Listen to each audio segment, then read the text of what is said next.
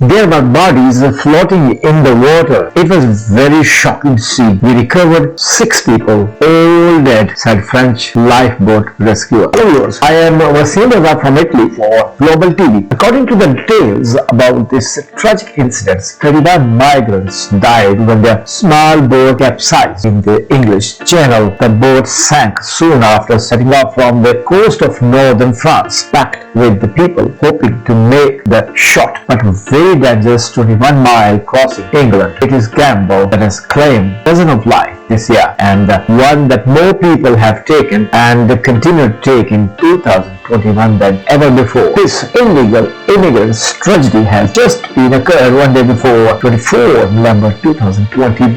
The capsize on Wednesday was the biggest single loss of migrant in life in the Channel, one of the world's busiest shipping lanes. Since the core keeping began in 2014, according to the International Organization for Migration, men, women and children board in inflatable dinghies every day to attempt to cross the English Channel before the bitterness of the winter sets in. 5 women and a little girl were among those killed in Wednesday's disaster. Politicians on both sides of the channel say people smugglers are to blame. Now is the time for us all to set up and work together to do everything we can to break these gangs who are literally getting away with murder, said British Prime Minister Boris Johnson.